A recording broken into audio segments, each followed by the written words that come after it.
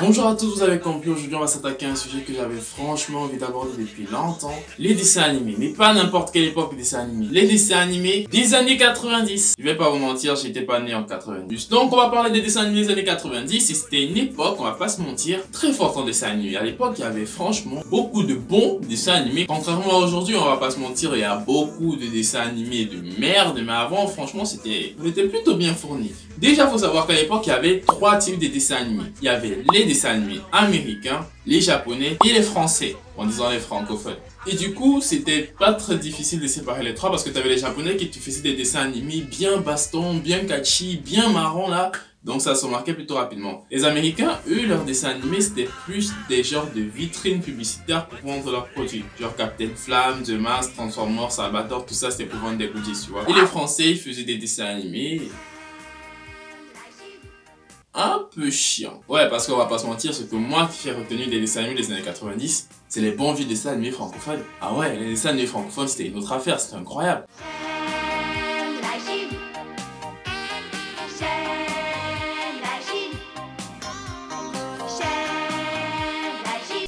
Je compte pas le nombre d'heures que j'ai dormi à cause des dessins animés francophones. Ouais, c'était franchement des grosses somnifères à l'époque. C'était un ennui mortel. Bon, je vais pas faire le médisant en disant que tous les dessins animés français de l'époque étaient chiants. Bon, on va pas se mentir, presque tous étaient chiants. On reviendra dessus plus tard. S'il y a déjà une première chose qu'on peut tous retenir des dessins animés des années 90, c'est que les génériques étaient franchement bien foutus pour le coup. Ils entraient bien dans la tête. Parce que quand tu écoutes les dessins animés aujourd'hui et leurs génériques,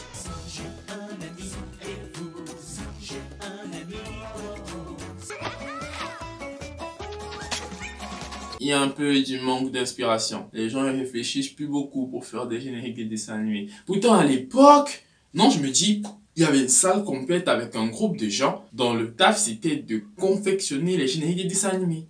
Parce que tellement ils étaient nuls. Non, il fallait vraiment être très fort pour composer un truc comme ça. Mais s'il y avait une chose qu'ils avaient bien réussi, c'était de faire rentrer une musique dans la tête. On va faire un petit jeu. Je mets un générique des années 90 et je te mets au défi de pas chanter. Ok? On y va.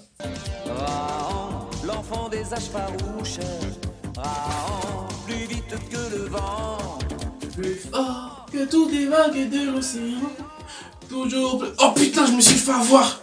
Et c'était comme ça pour tous les génériques à l'époque. Tu l'écoutes une fois, deux fois, c'est mort. Cours de français, histoire, anglais, tu peux plus réviser parce que la seule chose que tu as dans la tête quand on te pose l'épreuve de maths, c'est ça. l'enfant des âges farouches, c'est mort. Donc du coup, 90% des génériques étaient entêtants, même ceux de Bernard Minet, et reprise francophone des génériques japonais parce qu'ils faisaient des bails merdique. Et sinon les français pour faire un générique à l'époque qui se cassaient pas trop la tête hein. Ouais, j'ai dit que c'était bien, que ça rentrait dans la tête, mais la DA qu'ils avaient c'était un peu facile à cerner, tu vois. Regarde, on va faire une petite expérience. Comment faire un générique français des années 90? Étape 1, tu choisis un personnage de dessin animé. En l'occurrence une fille, parce qu'avec ça tu peux attraper les petits garçons en manque là. Étape 2, première phase, déjà tu vas répéter le nom de ton personnage, genre Hélène, je m'appelle Hélène. Étape 2, tu balances une phrase bien évidente sur ton personnage, tu vois. Je suis une fille. Tu complètes avec un truc, tu vois. Là, tu as un peu le choix de ce que tu veux. Et à la fin, tu te retrouves à peu près avec un truc comme ça. Hélène, je m'appelle Hélène. Je suis une fille, pas comme les autres.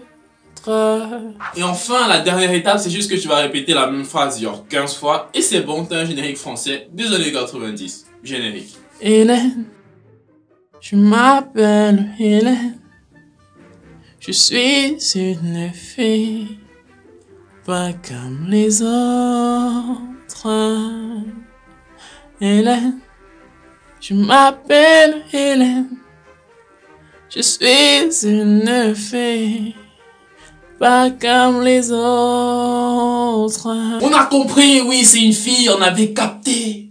On avait capté. C'était pas nécessaire de nous dire je m'appelle Hélène, je suis une fille, on avait capté, ok?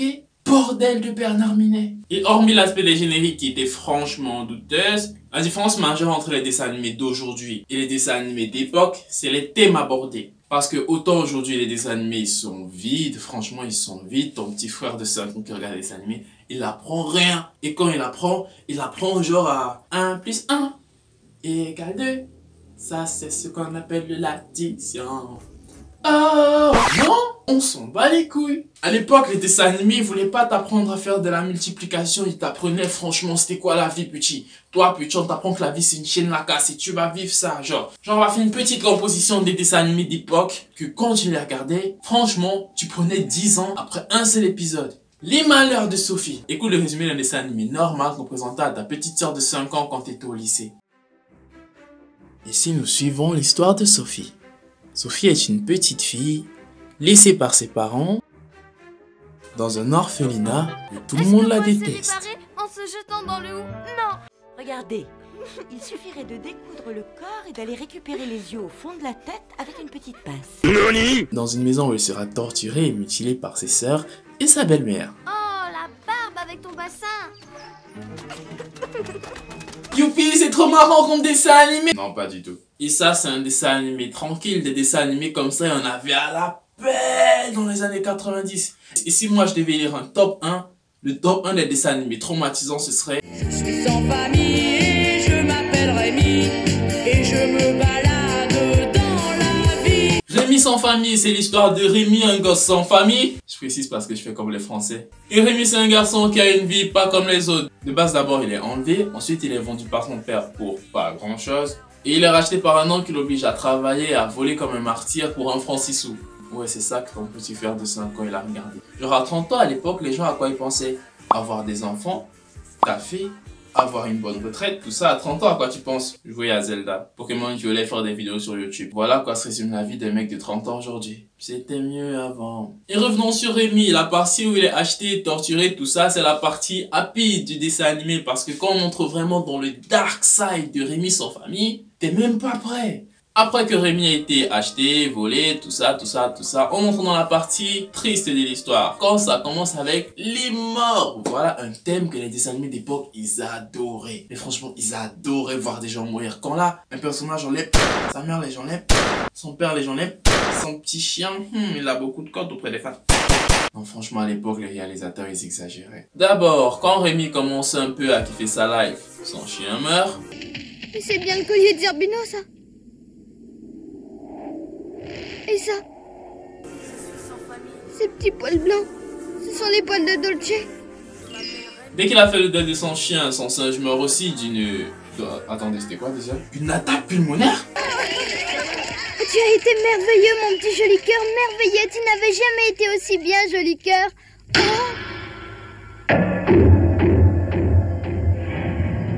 Tout comme le général de la pièce, Joli Cœur était mort d'épuisement. À 15 ans, moi, je te jure, j'avais aucune idée de ce qu'on appelait une pneumonie.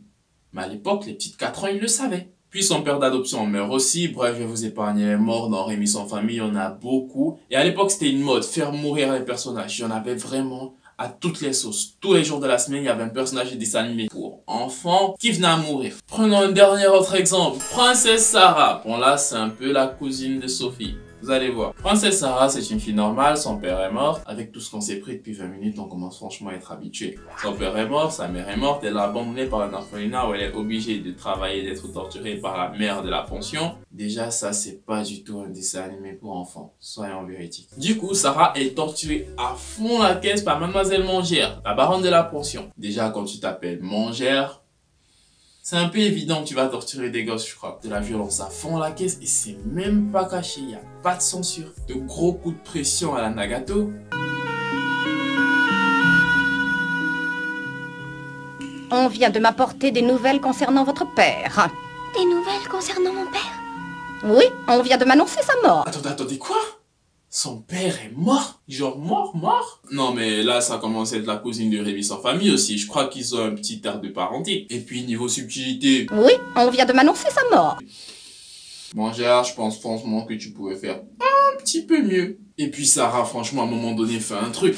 Non, fait un truc, tu vois, on lui balance des coups de fouet, des baltringues, on l'empêche de manger, tout ça. Elle dit rien. C'est une éponge, la meuf. Elle dit rien. Non, franchement, c'est trop. Je vais pas aller plus loin, mais sachez qu'à l'époque, 80% des dessins animés étaient comme ça. C'était les mêmes délires. Clémentine, Juliette et Arnaud, tout ça, c'était les mêmes trucs. Hein? Un enfant martyrisé, un truc beaucoup trop hardcore pour des gosses. Et si tu t'es dit que c'était ça le pire, sache que... Non, c'est pas du tout fini. Il y a un truc où les dessins animés dans les années 90, ils étaient indétrônables, c'était les doublages. Franchement, les doublages français à l'époque, c'était une pépite. Je sais pas comment ils faisaient, mais on dirait qu'il y avait un groupe de personnes qui étaient genre shoot aux stéroïdes et on leur demandait de doubler un dessin animé. Parce que les doublages français, ils étaient nuls. Mais franchement, abusés genre. Voici comment à peu près les doubleurs étaient à l'époque. On leur disait qu'ils allaient doubler un dessin animé français. Et ça, c'est quand ils faisaient bien le taf. Parce que les gars à l'époque, c'était franchement un délire très très délirant. Parce que quand au Japon, dans Dragon Ball, t'as ça. Et que chez nous, t'as ça. Rayon magique! On se rend vite compte que c'est pas le même impact. C'est pas la même chose. C'est pas du tout la même technique. Mais Dragon Ball, c'était pas ça, hein. Tous les dessins animés qui étaient pas français, ils passaient. Ils avaient franchement la flemme des doublages de merde. Genre... Oui, ensuite plus rien, il m'a envoyé une décharge électronique. Électronique? Franchement, c'est un... Vous êtes pas genre au 18e siècle? Je crois qu'il y a une petite incohérence quelque part. Franchement, c'était du gros n'importe quoi. Mais niveau doublage de merde, il y a un dessin animé franchement qui est indétrônable. Je dis indétrônable, on peut pas faire mieux en termes de pépite du doublage français. Mais je n'y suis pour rien, Gérard, je te le jure. Ne me raconte pas d'histoire, Maurice. Tu as toujours menti, on t'a vu. Vilain. Oh non, mais qu'est-ce que tu fais? Non, ne tire pas, je t'en supplie. Adieu, mon petit Momo. Oh Tu t'es déchiré les amis. Non mais je sais sérieusement pas comment c'est possible de faire un doublage aussi nul, aussi pourri, claqué au sol que Nicky Larson. Je vais pas passer 30 minutes à vous raconter tous les doublages de merde qu'il y a dans cette série. Je vous laisse voir par vous-même. Et qu'est-ce qu'on fait de ce flic? Il ne sert plus à rien. Tu peux lui faire bobo. Tu as osé t'attaquer à Robert, Roger, Raoul et André. Eh bien, je vais les venger. Elle était d'une santé fragile, elle n'a pas supporté ces événements et l'accouchement s'est passé très mal. Très mal. Les médecins ont réussi à sauver le petit bébé, mais pas la petite maman. Ça, le voleur, je suis le voleur, je suis méchant. Que je suis méchant. Oui, je vais faire bobo. Les doubleurs de Nicky Larson, ils étaient franchement shootés, ils étaient franchement en roue libre. Et avant qu'on entre dans la dernière phase, abonne-toi à la chaîne, parce que comme 92% des personnes qui regardent mes vidéos t'es pas encore abonné, donc s'il te plaît, le petit pouce bleu de l'amour, l'abonnement du soutien infini, et on continue avec les dessins animés de merde de l'époque. On peut pas franchement faire une vidéo sur les dessins animés sans parler du summum de l'exagération de l'époque. Olivier Tom, franchement... 24 steps au-dessus. Le petit qui était vivant dans les années 90, qui regardait un peu le Club Dorothée et qui dit qu'il a pas pété son crâne sur Olivier Tom, c'est un menteur. Entre les terrains de football qui faisaient 90 km, les gens pouvaient courir pendant 3 heures pour attraper une balle et on voyait jamais l'autre bout du terrain. Pour info, la longueur d'un terrain de football, c'est 400 mètres. Parce qu'à cause de ces dessins animés, il y a plein d'enfants qui sont pas au courant. T'as un stade qui a à peu près 200 000 spectateurs pour voir des gosses du collège qui tapent sur un ballon. Pourquoi ? Ça n'a aucun sens en fait. Et l'arbitre, on en parle. Il servait à rien. Genre, il y avait des attentats, des meurtres sur le terrain. Et le mec, non mais j'ai rien vu, j'ai rien vu. Non. Mais il dort l'arbitre ou quoi? Même un aveugle aurait sifflé ce coup franc. Franchement, j'ai envie de dire les gars, faites un effort. Et c'était tout pour cette vidéo sur les dessins animés des années 90. J'espère que t'as kiffé, que tu t'es déjà abonné aussi. Et je t'invite à dire en commentaire si tu veux une partie 2 ou si tu veux qu'on parle d'une autre époque des dessins animés parce que c'est pas la seule, hein. Années 2000, 2010, il y a des pépites, mais des poulets, t'es même pas prêt. Et juste pour vous rappeler, j'ai lancé récemment une FAQ pour les 1000 abonnés. Le but c'est simple, tu mets ta question en commentaire avec après hashtag FAQ, la question que tu veux et j'y répondrai dans la vidéo complète qui sortira dans les prochaines semaines. Donc du coup, cousin, cousine, merci beaucoup d'avoir regardé cette vidéo jusqu'à la fin. J'espère qu'elle t'a plu et qu'on se retrouvera prochainement pour de nouvelles vidéos. Salut!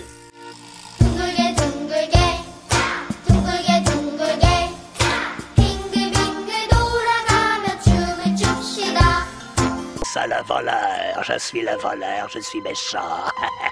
Que je suis méchant. Oui, je vais faire bobo.